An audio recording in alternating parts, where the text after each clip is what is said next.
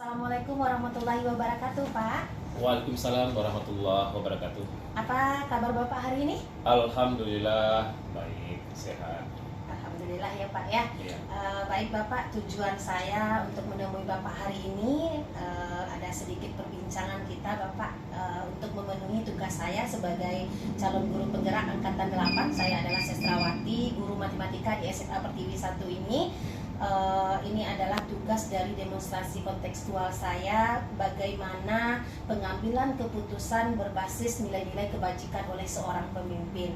Nah, kira-kira Bapak punya waktu untuk menjawab beberapa pertanyaan dari saya? Insya Allah. Baik Bapak, sebelum kita mulai, mohon izin dulu Bapak untuk memperkenalkan diri. Baik, bismillahirrahmanirrahim. Assalamualaikum warahmatullahi wabarakatuh.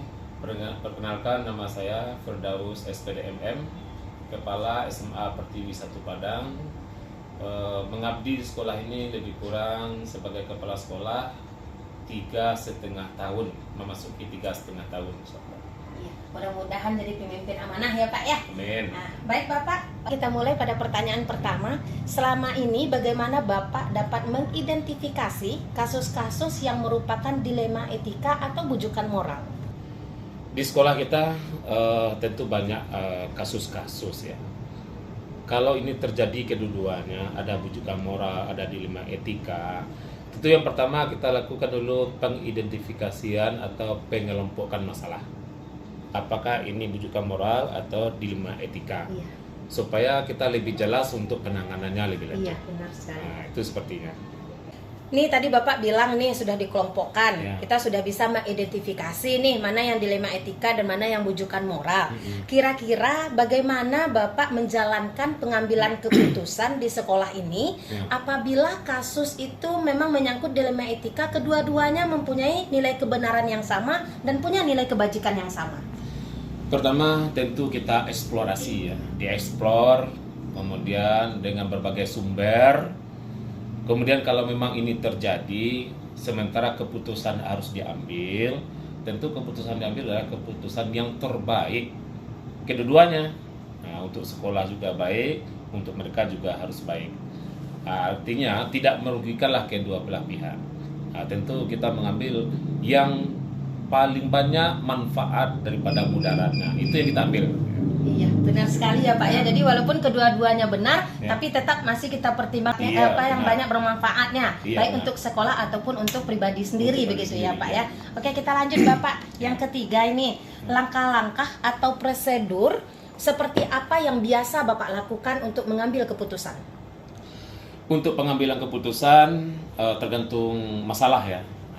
Kadangkala ada masalah itu yang bisa diselesaikan tidak sampai kepada kepala sekolah. Eksekusi langsung oleh wali kelas. Iya. Nah, kadangkala selesai ya. Iya. Tetapi kalau memang harus ada campur tangan dan keputusan itu harus diambil oleh kepala sekolah, tentu tidak mungkin kita bekerja sendiri. Pertama orang tua siswa. Nah, ini paling penting ya. Terjadi Iya. suatu masalah, dipanggil orang tua siswa, diikut sertakan wali kelas, kemudian juga mengikut sertakan guru BK. Nah, setelah itu baru kita lihat portofolionya tentang masalah ini. Sudah adakah catatan-catatan sebelumnya seperti apa ya? Kenapa? Apapun keputusan yang kita ambil, ya tentu kita ingin ada keputusan terbaik Iya. yang tidak merugikan kepada kedua belah pihak. Nah, jadi itu cara pengambilan keputusan, mengikutkan seluruh elemen yang ada di sekolah yang berkenaan dengan kasus ini. Iya, oke Bapak. Kalau saya lihat dari penjabaran Bapak tadi, saya berkesimpulan bahwasanya Bapak adalah pemimpin yang sangat humble, yang merasa tidak berdiri sendiri sebagai pemimpin ya Pak ya, karena setiap mengambil keputusan Bapak tidak menganggap diri Bapak adalah pemimpin satu-satunya di sekolah, melainkan melibatkan ya Pak ya. Ada orang tua, ada wali kelas, berarti BK. ada tangga-tangganya berarti ya Oh, Pak. iya. Aduh, sangat luar biasa ya Bapak. Mudah-mudahan ini menjadi pengalaman terbaru buat saya nanti ya Pak ya. Iya. Oke, kita lanjut pertanyaan keempat Bapak. Ya. Hal-hal apa saja yang selama ini Bapak anggap paling efektif dalam pengambilan keputusan pada kasus-kasus dilema etika?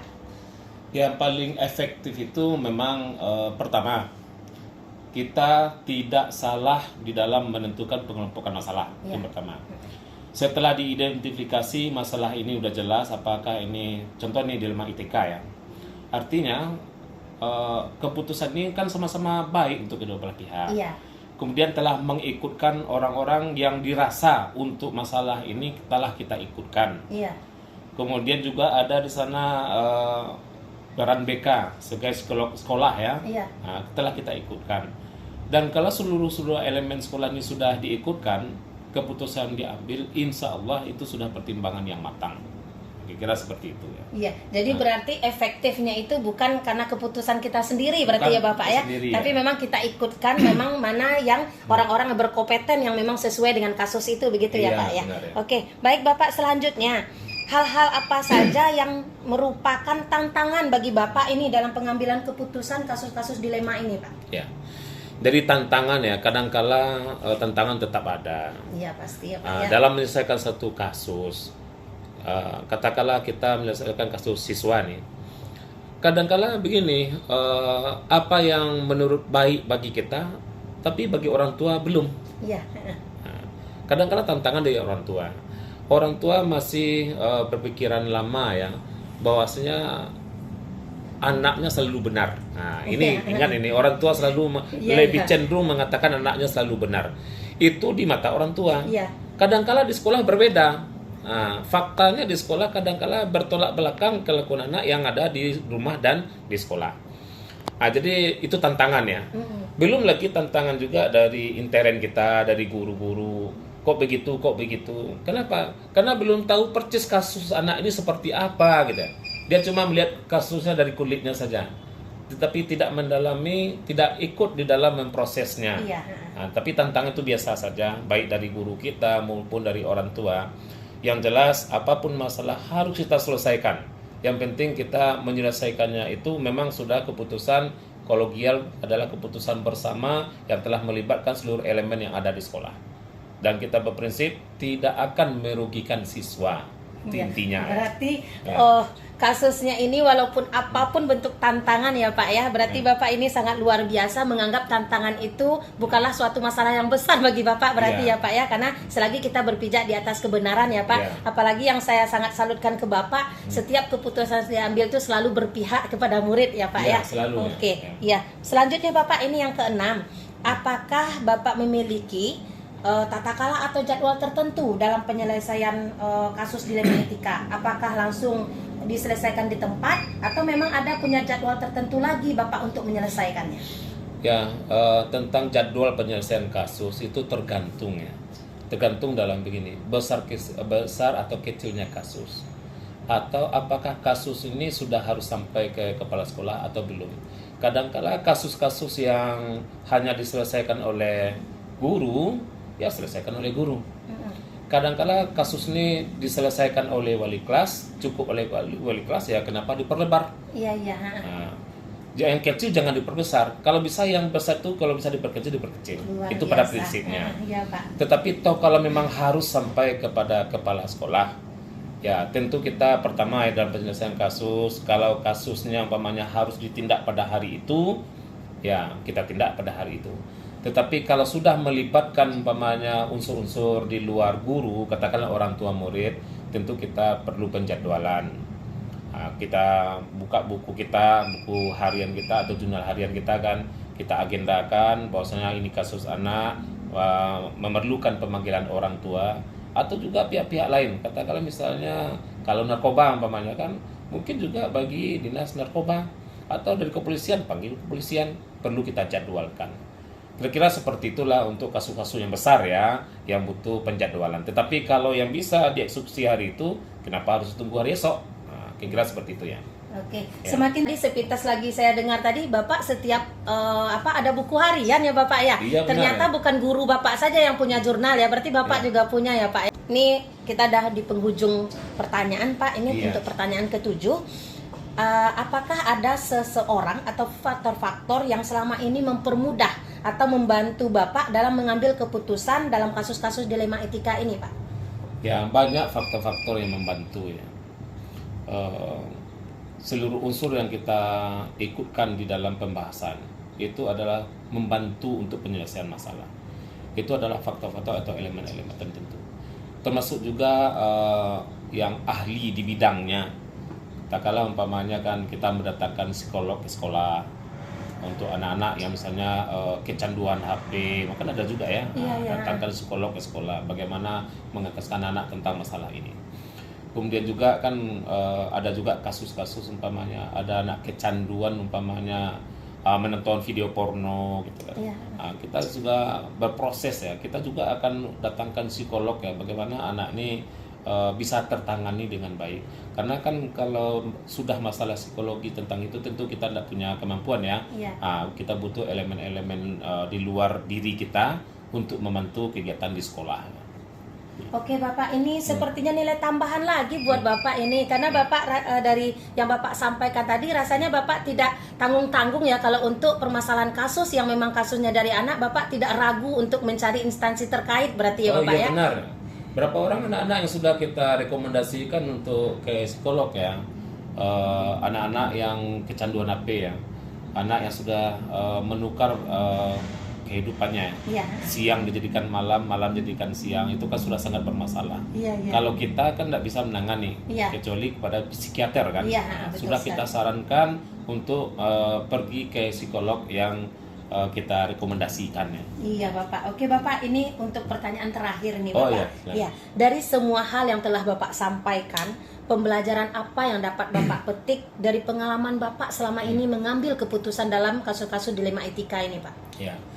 Kadangkala ya kita jangan pertama jangan cepat menjustis ya. Kadangkala nampak sekilas secara kasat mata mungkin anak bersalah, tetapi setelah dieksplor mendapatkan masukan kiri kanan ditambah dengan bantuan guru-guru BK dan segala macam, kadangkala apa yang kita lihat itu tidak seperti apa yang sebenarnya. Itu yang pertama. Yang kedua, semakin banyak kita menyelesaikan kasus, tentu ini menambah pengalaman kita ya dalam pengambilan keputusan. Ya bahwasanya kita harus lebih dewasa dalam pengambilan keputusan. Kenapa? Satu kali saja kita salah dalam pengambilan keputusan, apalagi anak, itu sudah merugikan masa depan anak kan. Makanya kita tidak serta-merta untuk menjustis, kemudian untuk untuk mengambil keputusan semena-mena. Makanya pengalaman sangat berharga itulah artinya pengalaman itu adalah sangat berharga bagi kita, dan itu cerminan bagi kita untuk kedepannya lebih baik lagi. Oke Bapak, terima kasih. Saya sangat terkesima sekali dengan jawaban Bapak yang terakhir Bapak. Mudah-mudahan pengalaman yang Bapak rasakan ini, yang pertama jangan pernah menjas siapapun bentuk kasus yang kita hadapi, jangan pernah menjas ya Bapak ya. Yang kedua yaitu jadikan itu pendewasaan diri, jangan gegabah berarti dalam pengambilan keputusan ya Pak ya. Karena jangan sampai merugikan masa depan anak kita untuk kedepannya ya Bapak ya. Mudah-mudahan pengalaman Bapak menjadi pengalaman bagi saya, paling tidak menjadi pemimpin pembelajaran Bapak. Karena kita tidak tahu kedepannya saya akan seperti apa. Mudah-mudahan pencerahan Bapak hari ini menjadi pengalaman yang sangat berharga bagi saya Bapak. Dan saya ucapkan terima kasih sekali lagi atas waktu yang sudah Bapak berikan.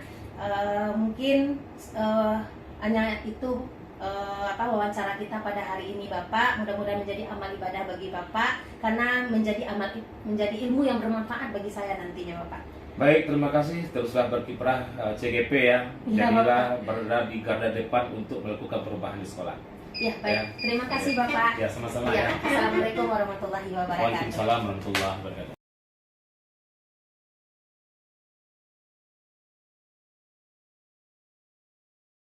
Assalamualaikum warahmatullahi wabarakatuh. Kali ini saya akan melakukan wawancara bersama Kepala Sekolah SMP Pembangunan Laboratorium UMP dengan Ibu Marlini T. MPD. Selamat menyaksikan. Baik Ibu, kita mulai untuk pertanyaan pertama.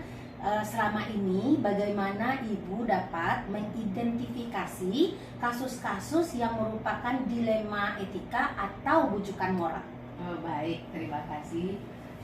Di suatu organisasi kita pasti mengalami beberapa dilema ya, dan bagaimana cara kita mengidentifikasi dilema-dilema yang muncul itu. Pertama tentu melalui pengamatan ya, kita melalui pengamatan ataupun kadang-kadang ada bisikan dari kawan-kawan bahwa terjadi ini, terjadi itu yang akan mengganggu jalannya suatu organisasi. Jadi biasanya kita catat, kadang-kadang juga Ibu melalui foto, kadang-kadang Ibu foto, kadang-kadang Ibu catat beberapa persoalan yang terjadi. Nah, dari persoalan-persoalan yang terjadi itu, nanti kalau itu menyangkut pribadi, nah itu biasanya kita panggil secara empat mata. Nah, kalau menyangkut kelompok, biasanya itu kita panggil secara berkelompok. Bagaimana persoalan-persoalan ini dari hasil identifikasi itu kita kumpulkan dulu ya, Tapi kalau dia misalnya urgen akan mengganggu kepada tatanan yang lain, biasanya itu kita selesaikan dengan cepat. Nah itu.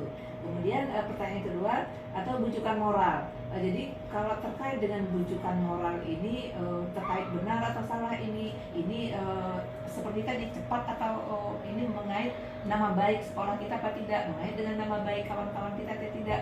Jadi ada identifikasi itu segera kita selesaikan, ada identifikasi bisa kita kumpulkan dulu beberapa waktu baru kita bukakan. Tapi kalau dia udah harus segera kita tuntaskan.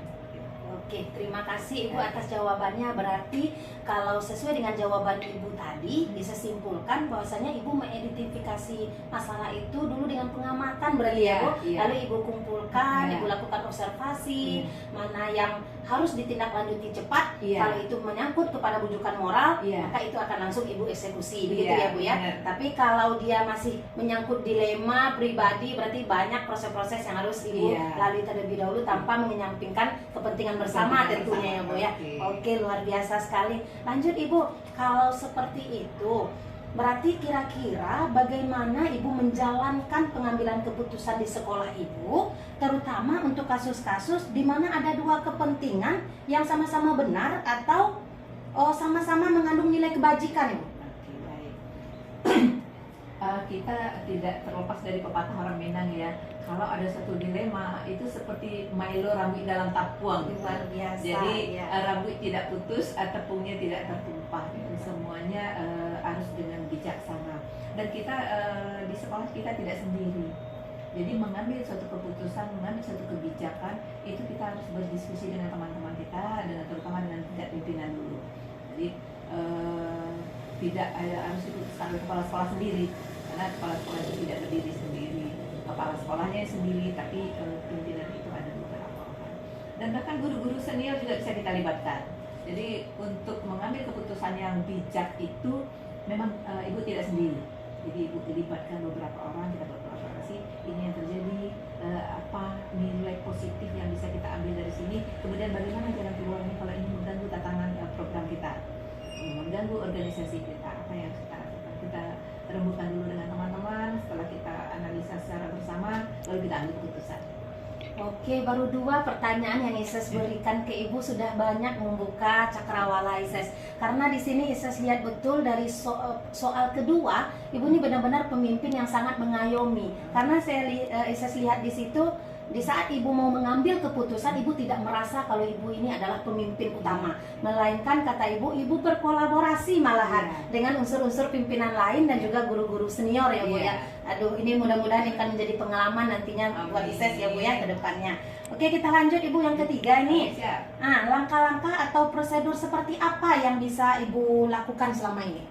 Baik, kita mengalami beberapa dilema itu pasti ya dalam suatu organisasi seperti yang disampaikan tadi. Langkah apa yang kita lakukan? Pertama kan kita melalui pengamatan tadi, kita amati, kemudian kita buat catatan. Setelah itu seperti kata Ibu di awal tadi, kalau ini memang urgen perlu segera diselesaikan, kita selesaikan. Nah kalau dia memang bisa kita tunda, kita kumpulkan dulu berbagai informasi terkait dengan persoalan yang muncul, ini kita kumpulkan dan kita buat catatan tersendiri. Dan itu tidak boleh lepas dari pengamatan kita ya. Walaupun dia bisa kita rentang waktunya bisa kita tunda misalnya, tapi pengamatan kita tidak boleh lepas. Tetap itu menjadi catatan yang prioritas bagi kita. Jadi catatan itu dari hari ke hari ini kita lihat perkembangannya. Kita dengarkan informasi, tentu kita nyaringkan telinga kita. Kita akan punya tim. Jadi seperti tadi ada wakil, ada bagian guru-guru senior kita juga. Kemudian ada tata usaha kita juga, informasi itu pasti berkembang ke sana. Jadi supaya tidak melebar kemana-mana, maka kita kumpulkan, kita rembukkan. Ini yang terjadi, kita rembukkan. Seperti kata Ibu tadi kan bisa dipanggil secara individual, bisa kita diskusikan secara berkelompok. Oke, berarti langkah yang Ibu lakukan berarti tidak terburu-buru berarti ya Bu ya. terburu-buru. Berarti memang sesuai dengan pengamatan tetapi tidak lengah ya Bu ya. Iya, Jadi tidak. ada skala prioritas dan ada mungkin penundaan tapi Iya. dalam pemantauan Tetap begitu ya dalam Bu ya. pemantauan. Oke, kita lanjut Ibu yang keempat ini. Iya. Hal-hal apa saja yang selama ini Ibu anggap efektif dalam pengambilan keputusan pada kasus-kasus dilema etika? Yang paling efektif adalah melakukan tindakan dengan cepat. Ketika terjadi suatu persoalan, kita cepat kita tindak lanjuti, gitu. Jangan dibiarkan dia melebar. Ketika kita biarkan dia melebar, dia akan menjadi suatu penyakit. Jadi kita ambil tindakan cepat dengan bijak, dengan mengajak berkomunikasi dengan positif. Insya Allah persoalan itu menjadi suatu hal yang jadi positif. Yang negatif bisa jadi positif ketika kita mengambil kebijakan dengan tepat, cepat, dan bijaksana. Luar biasa, berarti langkah yang paling efektif itu adalah tepat, cepat dan bijaksana ya Bu ya. Oke, itu nanti ada slogan berarti ya. Iya. Nanti saya bikin Iya. tepat, cepat dan bijaksana. Iya. Oke, kita lanjut Ibu. Ini pertanyaan semakin seru sepertinya ini Ibu. Yang pertanyaan juga semakin seru. Kita lanjut yang keenam lagi ya Bu ya. Siap. Apakah Ibu memiliki sebuah tata kala atau jadwal tertentu dalam sebuah penyelesaian kasus dilema etika? Apakah Ibu langsung menyelesaikan di tempat atau memiliki sebuah jadwal untuk penyelesaiannya atau prosedur? Seperti apa yang biasanya Ibu jalankan? Baik, seperti dikatakan pertama tadi, kalau dia memang harus segera, jadi kita tidak menyusun jadwal karena itu memang harus diselesaikan segera. Tetapi seperti kalau bisa kita tunda, kita akan jadwalkan kapan kita diskusikan ini, kapan bisa kita ambil keputusan yang tepat. Karena kalau memang dia urgen, tidak bisa kita tunda, akan membahayakan bagi teman-teman kita atau membahayakan bagi sekolah. Itu tindakannya cepat, harus cepat. Iya. Tapi kalau dia masih bisa kita tunda, biasanya kita jadwalkan. Jadwalnya tanggal ini kita menyelesaikan persoalan ini gitu. Jadi memang kita jadwal sedemikian rupa. Karena kita diskusi dulu tadi kan. Iya. Tapi kalau dia urgen itu kadang-kadang memang tidak melalui diskusi, langsung up. Nah, supaya tidak terjadi hal yang merugikan teman-teman kita, merugikan sekolah. Berarti kalau dengan demikian, kalau Ibu biasanya mengambil keputusan itu tergantung skalanya berarti ya Ibu ya. Berarti kalau memang urgen berarti memang diskusi cepat berarti ya, agar tidak melebar kemana-mana. Iya. Tapi kalau dia masih bisa kita redam, berarti Ibu bikin jadwalnya, otomatis Ibu punya jurnal dong berarti ya. Iya. Oke, luar biasa. Jadi Ibu kita lanjut. kita ibaratkan seperti ini. Misalnya kita melihat anak memanjat pohon, dia sudah tergerak baik, kita panggil orang dulu kan nggak mungkin. Nggak mungkin, Kita harus iya, nampung betul, di bawah, betul. kan? Kita tampung di bawah supaya dia tidak jatuh gitu. Jadi seperti itu. Jadi kita kalau yang panggil urgen orang, berarti iya. memang langsung kita yang Iya, bertindak begitu bertindak ya Bu ya. langsung. Oke, luar biasa. Kecuali kalau yang memang kita butuh diskusi Iya, baru kita jadwalkan kita ya Bu jadwalkan. ya. Oke, baik Ibu nih yang ketujuh ini. Adakah seseorang Iya. atau faktor-faktor apa yang selama ini mempermudah atau membantu Ibu dalam mengambil keputusan dalam kasus-kasus dilema etika Ibu? Iya. Faktor-faktor yang selama ini tentu berdasarkan pengalaman dulu ya. Pengalaman penyaringan telinga seorang pimpinan. Telinga pimpinan itu boleh dua, tetapi dia akan bercabang kemana-mana gitu. Jadi pengamatannya matanya boleh dua, tapi mata-matanya harus banyak gitu. Artinya tidak boleh sedikit pun ada persoalan terjadi di organisasi kita. Karena kalau sedikit saja persoalan itu pasti akan mengganggu jalannya suatu organisasi. Makanya mata kita ditanamkan di mana-mana. Jadi teman-teman itu biasanya kalau ada persoalan sedikit saja biasanya langsung didiskusikan. Ini logo persoalan yang terjadi, apa tindakan kita harus tindakan seperti ini. Jadi kita memang kolaborasi itu harus kita perkuat. Kunci kesuksesan organisasi itu adalah kolaborasi. Tidak bisa sendiri gitu. Oke, baik Ibu. Ini lagi satu nilai plus lagi Ises memandang Ibu nih. Berarti Ibu beranggapan saya boleh punya telinga dua, tapi cabangnya di mana-mana. Iya. Saya boleh punya mata dua, tapi saya bisa melihat di mana-mana. Iya. Artinya semua stakeholder di sekolah ini adalah mitra bagi Iya, Ibu. benar. Jadi apapun bentuk permasalahan Ibu siap untuk menampung. Siap. Berarti Ibu adalah kepala sekolah yang PK akan lingkungan berarti Amin. ya Bu ya. Karena terlihat dari gambaran Ibu menjawab tadi itu jelas bahwasanya Ibu tidak merasakan, oh saya loh pemimpin. Ternyata tidak. Ibu menganggap diri saya yang pemimpin, tetapi pemimpin saya banyak di mana-mana gitu ya Bu ya. Oke, baik Ibu, ini dari penghujung dari soal kita Ibu yang terakhir. Dari semua hal yang telah Ibu sampaikan, pembelajaran apa yang dapat Ibu petik dari pengalaman Ibu mengambil sebuah keputusan? Iya, pengalaman yang kita petik adalah tidak akan berhasil seseorang kalau dia hanya berjalan sendiri. Dia perlu orang-orang hebat di sekitar dia. Dia perlu mata harus nyala terus, telinga harus nyaring terus. Jadi semangat terutama harus tetap dibangun dalam diri kita. Kalau itu sudah terjadi, insya Allah jalan kita menjadi lapang. Ya, organisasi akan berjalan dengan baik.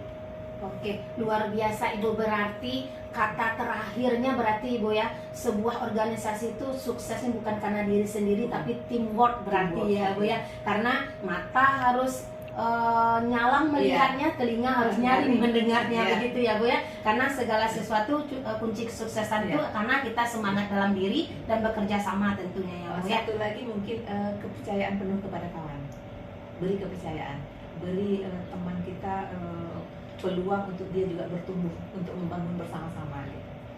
Beri kepercayaan penuh. Oke, berarti yang terpenting lagi dari yang segalanya itu adalah kepercayaan ya Bu ya. Iya. Karena bagaimanapun seorang pemimpin tidak bisa berpihak kemana-mana ya Bu ya. Hanya lurus bisa berada di tengah-tengah ya Bu ya. Oke, baik Ibu, terima kasih. Kita udah sampai ke 8 soalnya yang sudah Ibu berikan paparan. Mudah-mudahan semua yang Ibu sampaikan menjadi pengalaman berharga bagi ISES Bu. Karena menjadi seorang pemimpin itu tidak mudah ya Bu ya. Karena banyak tantangan yang harus kita hadapi, terutama di dilema-dilema yang ada di sekolah kita ya Bu ya, menyangkut guru dan menyangkut murid terutama ya Bu ya. Yang terpenting pengambilan keputusan berpihak kepada kepentingan bersama itu yang penting sekali ya Bu ya. Baik Ibu, terima kasih atas waktu yang sudah Ibu berikan. Mudah-mudahan ini menjadi amal ya Bu ya. Amin. Dan juga ini menjadi sebuah ilmu yang bermanfaat bagi ISES. Karena kedepannya kita juga tidak tahu perjalanan ISES akan seperti apa Ibu ya Bu ya. yakin ISES bisa menjadi lebih baik dari Ibu kelak, insya Allah. Amin, amin. Semoga diijabah oleh Allah ya Bu ya. Terima kasih Ibu sekali lagi atas waktu yang sudah Ibu berikan. Assalamualaikum warahmatullahi wabarakatuh. Waalaikumsalam warahmatullahi wabarakatuh. Sukses selalu. Amin, terima kasih Ibu.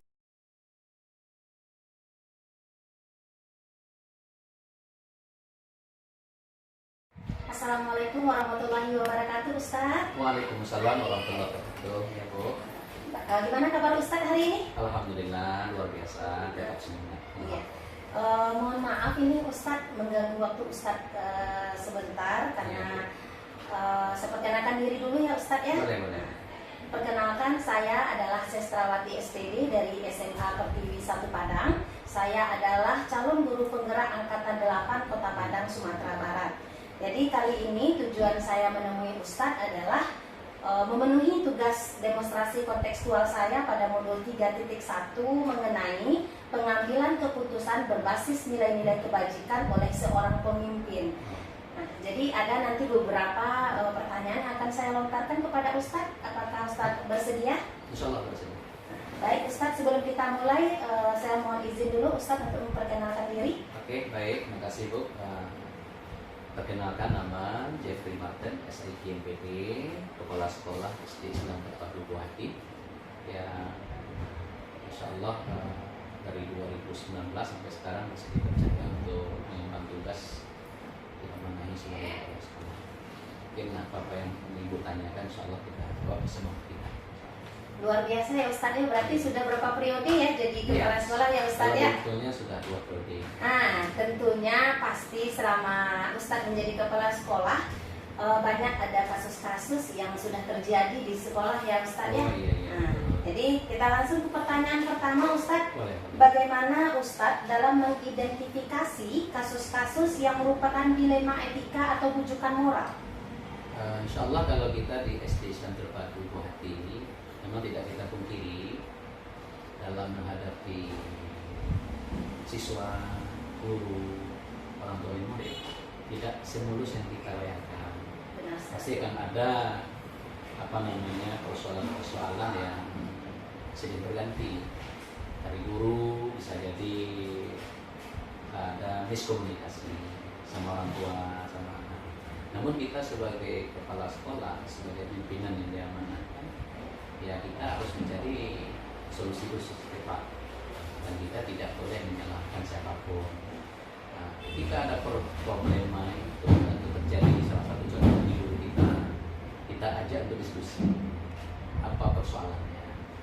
Kalau persoalan-persoalan kasus di antara guru, ya memang kita ajak diskusi, kita panggil. Langkah pertama kita personal, kemudian kita hadapkan bersama, kita cari solusi apa yang menjadi terkendala. Tapi kebanyakan itu hanya miskomunikasi. Kemudian ketika dengan orang tua dan murid ada problema, semacam kasus di kelas, maka langkah awal kita harus memberikan penguatan kepada wali kelas, guru kelas. Apa yang terjadi silakan diselesaikan. Seandainya nanti sudah diselesaikan, namun orang tua tetap belum puas, maka akan dihadapkan dengan kepala sekolah. Dan itu kita akan tetap berjalan tengah, bukan membela guru kita, orang tua. Kita cari solusi, ada apa. Ternyata sekarang kita perhatikan itu memang adanya miskomunikasi. Kemudian kita dari pihak sekolah punya struktur lain, ada wakil, ada bagian tim sekolah. Nah, kita rapat bagaimana untuk mengatasi. Jadi kita tetap mengajak tim sekolah kita untuk mengatasi masalah, walaupun eksekusi akhirnya dari sekolah. Oke, luar biasa sekali penjabaran dan Ustadz. Kalau saya lihat ini dari penjabaran Ustadz tadi, berarti mengidentifikasi ini awalnya berarti lakukanlah dulu komunikasi dan pendekatan pastinya ya Ustadz ya. Karena kita harus tahu ini masalah. Kalau bagi guru, oh iya memang harus diatasi segera. Kalau ke sekolah tidak. Kalau ada masalah, kita telusuri dulu apa masalahnya. Kita ajak. Kalau nanti guru, kita ajak orang tua bertemu dengan ada persoalan. Karena kita mengedepankan kekeluargaan. Kita tidak mengatakan si anak yang salah. Apalagi kita dalam konteks SD. Yang namanya SD, setiap hari ada kasus anak bergelut, anak membuli. Karena bully itu bahasa anak, ya anak bercanda. Iya. Namun ada orang tua yang sayang ke anak, memang tetap dibela anaknya. Iya, betul. Nah, dengan kita ajak komunikasi, ternyata orang tua kesalahpahaman. Nah, gitu. Jadi sebagai pimpinan kita tidak ketika dapat kasus langsung kita salahkan, tidak. Kita ajak mediasi. Orang tua, guru, wali kelas, dan kita tidak boleh pula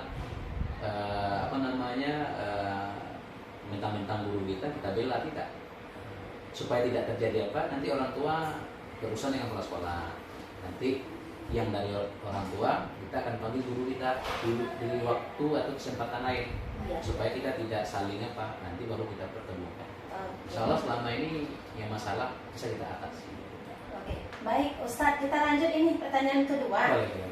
Bagaimana Ustadz menjalankan pengambilan keputusan di sekolah Ustadz, terutama untuk kasus-kasus di mana ada dua kepentingan yang sama-sama benar dan sama-sama mengandung nilai kebajikan, Ustadz? Oke. Ini memang pernah kita hadapi persoalan seperti ini. Artinya ada dua hal yang mungkin satu sisi si A-nya benar, si B-nya pun benar. Iya. Nah, maka kita sebagai kepala sekolah disitulah kapasitas kita sebagai kepala sekolah. Tidak boleh kita mengambil keputusan berat sebelah. Iya. Karena kita mencoba, kita sebagai kepala sekolah mencoba untuk menghilangkan batasan kalau saya kepala sekolah. Tapi kadang-kadang di masanya kita dengan guru itu bergaul. Ada masa seperti kakak ke adik. Iya. Tapi ketika dihadapkan suatu keputusan, kita harus di keputusan. Ketika kita dihadapkan dengan dua persoalan yang persoalan itu memang kedua-duanya memang benar adanya, maka kita lihatlah yang mana lebih besar kemaslahatan. Kita cari dengan tetap ambil jalan tengah yang ibu atau guru kita yang satu tidak dirugikan, yang dua tidak kerugian, tapi kita satukan dari di mana benang merahnya yang harus kita selesaikan. Oke, aduh saya sangat terharu nih mendengarkan cerita Ustadz. Jadi kalau dari paparan Ustadz tadi berarti di sana sebagai pemimpin kita tetap harus taat aturan. Itu artinya berarti ya Ustadz ya. Kalau memang aturannya seperti ini, kita bacakan saja. Sudah kena sepakati kan Ustadz Ustazah. Karena kita di sini manggil Ustadz Ustazah. Oh iya. Ya, kalau sudah ya oke. Kalau di luar koridor itu baru kita berikan. Kalau persoalan itu sudah kita nasihat tidak bisa, akan lahir nanti SP1. Oh, oke, luar SP1 biasa. itu kan tujuannya untuk sebagai bahan kalau bagi kita itu namanya untuk mengevaluasi diri. Iya. Nah, ternyata yang disampaikan ke sekolah benar adanya gitu. Iya. Tapi kita tetap berusaha semaksimal mungkin ketika dihadapkan kita tidak memiliki kok ini teman tidak, pokoknya sama, ini guru kita. Jadi ketika kita ambil sebuah keputusan, dia betul-betul tidak dirugikan. Iya. Yang itu punya skill itu adalah kepala sekolah. Iya. Aduh, terima kasih sekali nih Ustadz. Ini mudah-mudahan menjadi ilmu juga bagi saya ke Iya. depannya nanti ya Ustadz ya. Kita lanjut ini Ustadz. Ya. Berikutnya langkah-langkah atau prosedur seperti apa yang biasa Ustadz lakukan? Ya, kalau udah komplit persoalan, langkah pertama kita memang perhatikan nanti kalau ada masalah kan ada salah satu nanti atau guru atau orang yang melaporkan. Iya. Ya tetap kita terima dulu, kita terima. Nah, kemudian langkah kedua nanti kita akan merapatkan dengan tim sekolah. Tim sekolah ini tim yang betul-betul perwakilan dari sekolah, bukan sembarang kita. Iya. Artinya yang bisa kita tempat diskusi, keputusan. Nah, akhirnya setelah itu kita ajak diskusi dengan yang bersangkutan. Akhirnya dengan diskusi akan terbuka nanti, akan sampai kepada persoalannya apa. Kita akan pendekatan emosional. Mungkin di saat itu kita bisa memposisikan diri kita bukan ke semua kepala sekolah, karena di sinilah terjadinya persoalan di sekolah. Kepala sekolah itu membawa diri kepala sekolah. Ada masanya kita menjadi kakak bagi mereka. Karena kalau kita bersosialisasi dengan mereka, mereka akan menyampaikan apa yang mereka rasakan. Iya. Tapi tetap kita itu SOP-nya ada. Iya. Kalau ada persoalan, langkah awalnya kita ajak diskusi dulu ada apa, masalah apa. Nah, nanti baru kita lanjutkan dengan tim sekolah merapatkan persoalannya bagaimana. Nah, akhirnya nanti kita ada punya wakil tendik namanya. Jadi beliau atasi persoalan, kalau aman, kalau enggak nanti baru kepala sekolah yang memberikan penguatan langkah apa yang dilakukan. Iya. Baik Ustadz, semakin menyejukkan rasanya mendengarkan ulasan-ulasan Ustadz ini. Kita lanjut ke persoalan keempat ya Ustadz ya. Hal-hal apa saja yang selama ini Ustadz anggap efektif dalam pengambilan keputusan pada kasus-kasus dilema etika? Berarti selama ini kita lakukan adalah yang ketika mengambil sebuah keputusan itu memang kita berusaha semaksimal mungkin keputusan yang kita ambilkan itu tidak merugikan. Kalau lah persoalannya etika mungkin bisa jadi etika guru kepada siswa yang seandainya masih persoalan biasa, Iya. mungkin hanya kita berikan teguran ringan saja. Iya. Tapi kalau asusila, etika dan lain sebagainya itu sesuai dengan kita, sesuai dengan aturan di sekolah kita. Kalau yang seperti itu memang tidak ada lagi yang bisa kita diskusikan kalau memang sudah tingkatan etika dan asusila begitu. Tapi kalau sebenarnya etika yang biasa ya hanya sekedar bisa kita berikan pembinaan, nah itu cuma sekedar kita ajak untuk diskusi. Namun kalau udah menyebar lah mungkin ada masanya tidak bisa bergabung kita di sekolah karena itu akan mengefek kepada yang lain gitu. Nah, tapi tetap kita berusaha di SD Islam Terpadu Buah ini mendahulukan kekeluargaan. Selagi masih ada persoalan yang bisa diatasi dengan memberikan pembinaan, kemaafan, mungkin itu hanya ulang lagi. Tapi kalau sudah sampai ke etika yang dalam tanda petik etika yang sudah sampai ke undang-undang begitu, nah itu tidak bisa diapakan. Dari saya sudah sampaikan. Kalau terjadi sesuatu asusila, etika yang kurang dari guru kita itu dipangkas saja, karena itu akan menyebabkan yang lain. Iya. Seperti itu. Berarti yang paling efektif itu adalah pendekatan emosional ya Ustadz Karena ya. semua guru itu mungkin dari rumah punya persoalan, Iya. punya di rumah sudah tapi kita tetap sampaikan ke guru persoalan pasti ada. Namun ketika sampai di pagar sekolah tinggalkan dulu persoalan. Iya. Karena kita akan menghadapi siswa kita, Iya. anak-anak kita. Iya. Betul sekali Ustadz. Oke, ini Ustadz selanjutnya tentunya ya Ustadz ya di dalam kita pengambilan keputusan pasti ada hal-hal yang merupakan tantangan bagi Ustadz dalam menghadapi pengambilan terhadap kasus-kasus dilema ini. Iya.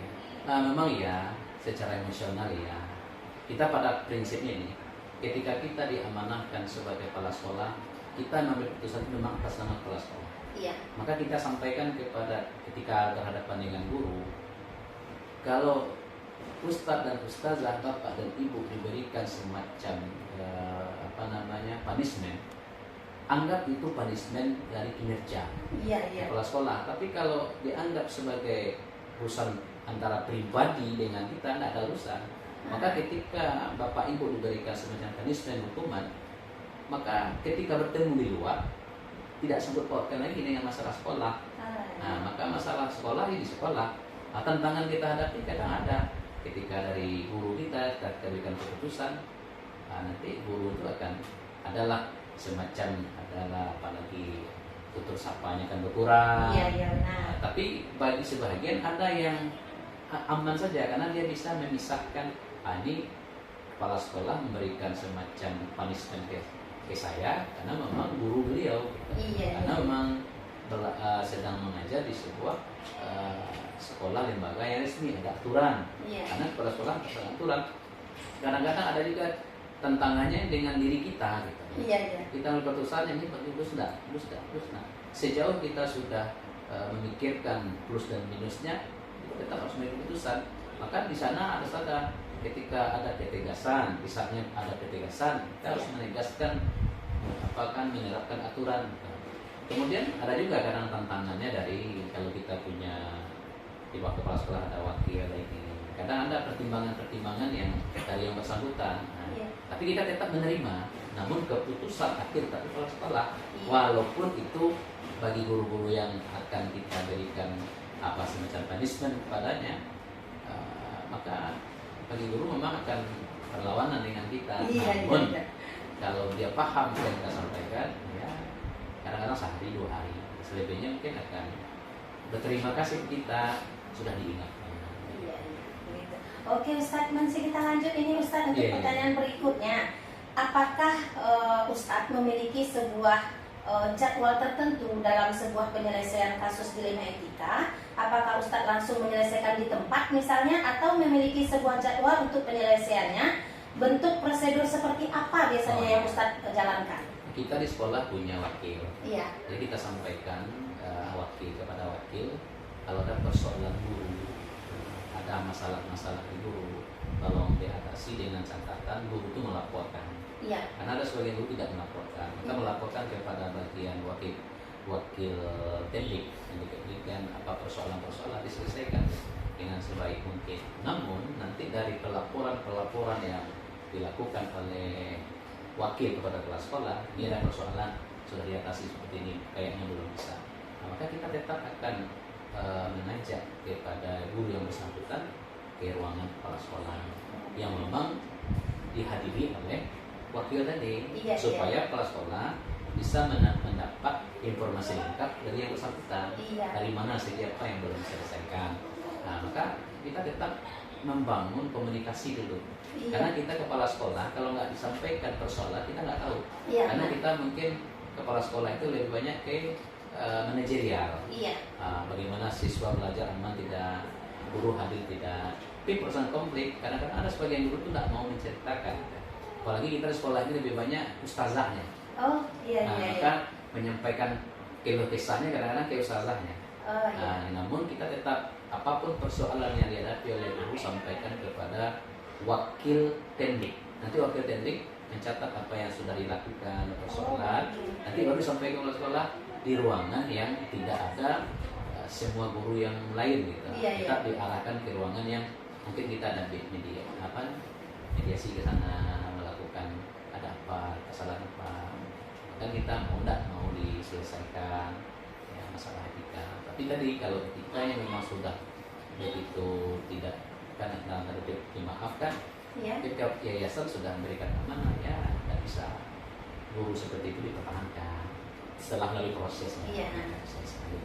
Berarti kalau menurut penjelasan Ustadz tadi, berarti penjelasan Ustadz memang sangat tertata ya. Berarti adanya wakil yang diberdayakan ya, berarti untuk pengurusan permasalahannya. Kalau ada persoalan orang tua murid, nanti itu wakil kesiswaan. Tapi masalah guru itu dengan wakil teknik. Dan kita tetap apapun, karena wakil-wakil itu hanya menyetengah persoalan, tapi memberikan keputusan sekolah. Iya, luar biasa Ustaz. Ini kita udah hampir di penghujung Oh, pertanyaan nih iya, Ustaz. terasa, Ini ya. pertanyaan ke-7. Semakin seru nih rasanya saya berbincang sore hari ini dengan Ustaz ini. Apa ada seseorang atau faktor-faktor yang selama ini mempermudah atau membantu Ustaz dalam pengambilan keputusan dalam kasus-kasus dilema Oh etika iya, ini? betul. Disitulah kita, kepala sekolah tidak ada apa-apanya. Kepala sekolah tidak bisa bergerak sendiri tanpa bantuan dari mitra kerja. Iya. Mitra kerja itu adalah wakil kepala sekolah. Disebut mungkin setiap sekolah berbeda-beda. Ada wakil kurikulum, ada wakil kesiswaan, ada wakil tendik, ada apa. Itu kita saling merangkul kita.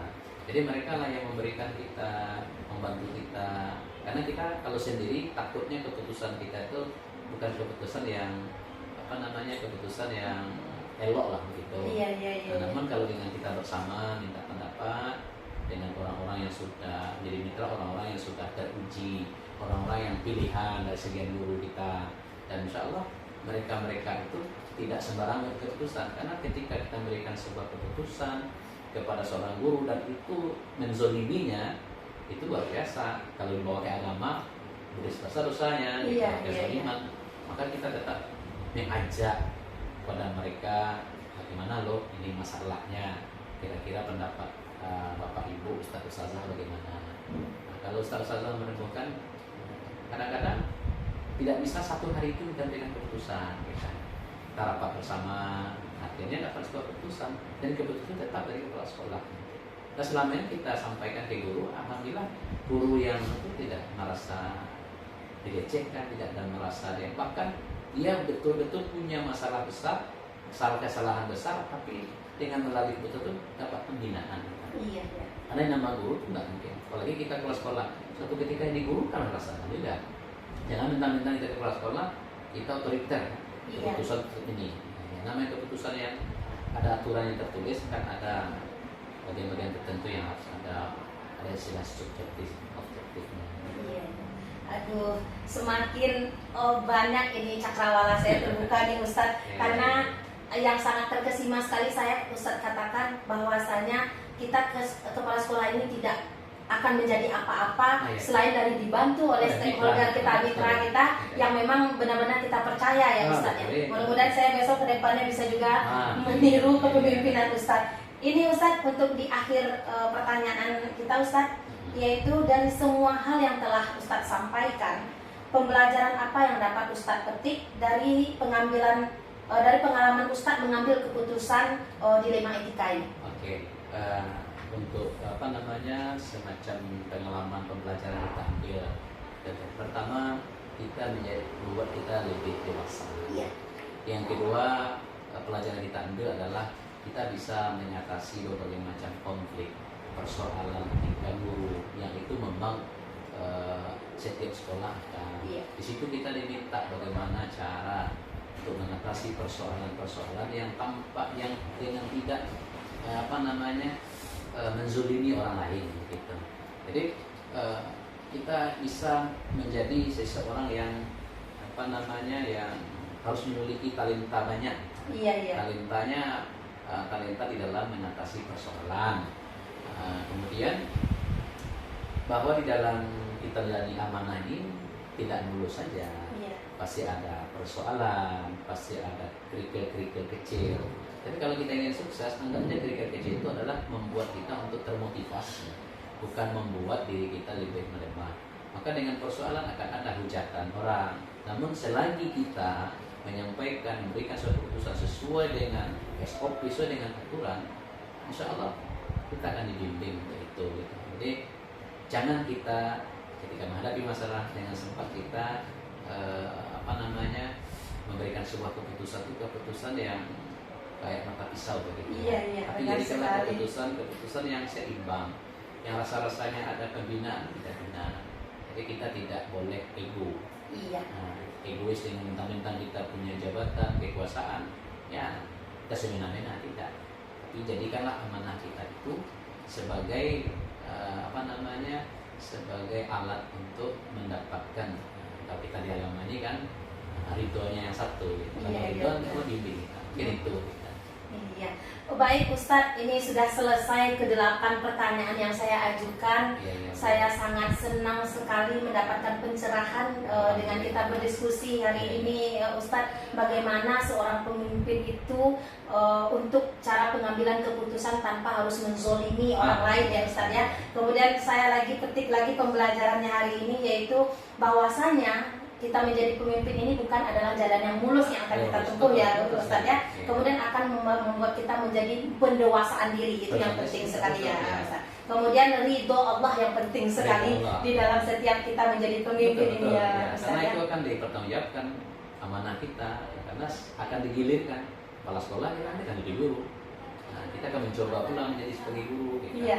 Kalau kita dari sebagai seorang kepala sekolah menjalankan tugasnya sebagai kepala sekolah dengan bijak dan baik, ketika kita kembali kepada guru, maka guru kita menerima kehadiran kita, tetap menjadi kepala sekolah juga bagi mereka. Iya. Oke, baik Ustadz, terima kasih atas waktu yang Ustadz berikan. Mudah-mudahan ini menjadi amal ibadah juga Ustadz, dan juga menjadi ilmu yang bermanfaat bagi saya. Paling tidak saya menjadi seorang pemimpin pembelajaran. Mudah-mudahan langkah-langkah yang Ustadz ambil untuk mengambil keputusan ini dapat saya terapkan di sekolah saya untuk anak didik saya. Sekali lagi Ustadz, terima kasih banyak. Assalamualaikum warahmatullahi wabarakatuh. Waalaikumsalam warahmatullahi wabarakatuh.